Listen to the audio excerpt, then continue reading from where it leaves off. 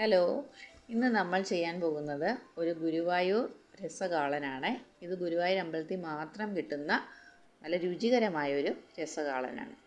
അപ്പോൾ അതിനായിട്ട് നമ്മൾ ആദ്യം മത്തങ്ങ എടുത്തിട്ടുണ്ട്. അത് 250 ഗ്രാമുണ്ട്. അത് നമുക്ക് ചെറിയ കഷ്ണങ്ങളാക്കി എടുക്കാം. അടുത്തതായിട്ട് 250 ഗ്രാം കുമ്പളങ്ങയും എടുത്തിട്ടുണ്ട്.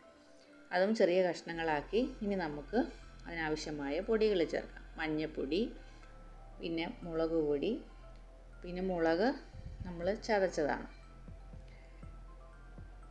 അതും കൂടെ ഇട്ട് കൊടുക്കാം.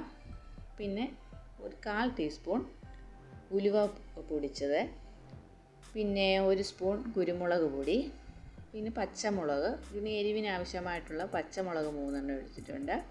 പിന്നെ ഒരു തണ്ട് കറിവേപ്പില, ഉപ്പ് ആവശ്യത്തിന്, നമ്മൾ വേകുന്നതിന് ആവശ്യമായിട്ടുള്ള അതിന് നമുക്ക് ഉപ്പും കൂടി ഇട്ട് കൊടുത്തിട്ടുണ്ട്. ഇനി ഞാനൊരു 1/2 കപ്പ് തൈരും കൂടെ ഒഴിച്ച് കൊടുക്കാം. എന്നിട്ട് വേകുന്നതിന് ആവശ്യമായിട്ടുള്ള വെള്ളവും കൂടെ ഒഴിച്ച് നമുക്കിതൊന്ന് വേവിച്ചെടുക്കാം. ഇത് കുക്കറിൽ വേവിക്കാതെ സാധാ രീതിയിൽ അടുപ്പിൽ വെച്ച് വേവിക്കുന്നതായിരിക്കും നല്ലത്. അപ്പോൾ അതൊന്ന് വേകട്ടെ. അപ്പോഴത്തേക്ക് നമുക്ക് തേങ്ങ, ഞാനിപ്പോൾ 1 കപ്പ് തേങ്ങ ചിരകിയത് എടുത്തിട്ടുണ്ട്. അതിലോട്ട് 1 സ്പൂൺ ജീരകം, ഒരു പച്ചമുളക്, പിന്നെ 1/2 കപ്പ് തൈരും, ഇതും കൂടെ വെച്ച് നമുക്ക് നന്നായിട്ടൊന്ന് അരച്ചെടുക്കാം.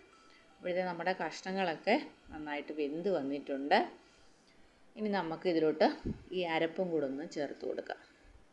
അരപ്പ് ചേർത്ത് കഴിഞ്ഞാലൊന്ന് ചൂടായാൽ മതി, വലുതായിട്ട് തിളയ്ക്കേണ്ട ആവശ്യമില്ല. അപ്പോൾ നമുക്ക് അതിന് കൂടുതലായിട്ട് നല്ല വെള്ളം വേണമെന്നുണ്ടെങ്കിൽ ഇച്ചിരി വെള്ളമൊക്കെ ചേർത്ത് കൊടുക്കുക. നല്ല കുറുകിയ കറിയായിട്ട് മതിയെങ്കിൽ അധികം വെള്ളം ചേർക്കണ്ട. അപ്പോൾ ഇത് നമുക്കൊന്ന് ചൂടാക്കി എടുക്കാം.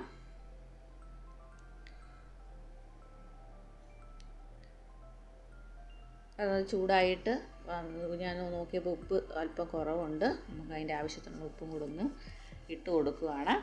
ഇനി നമുക്കൊന്ന് ചെറുതായിട്ടൊന്ന് ചൂടായാൽ മതി, വലുതായിട്ടത് തിളയ്ക്കരുത്. ഇനി നമുക്കിതിനകത്ത് കടുക് താളിച്ച് കൊടുക്കാം.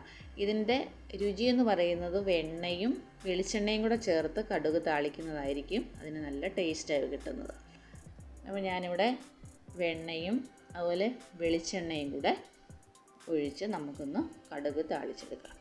ഇത് ഗുരുവായൂർ അമ്പലത്തിൽ നിന്ന് ഭക്ഷണം കഴിച്ചിട്ടുള്ളവർക്കറിയാം, നല്ല രുചികരമായ പോഷക ഗുണങ്ങളുമുള്ള നല്ലൊരു രസകാളനാണ്. അപ്പോൾ എല്ലാവരും ഇതൊന്ന് തയ്യാറാക്കി നോക്കണം.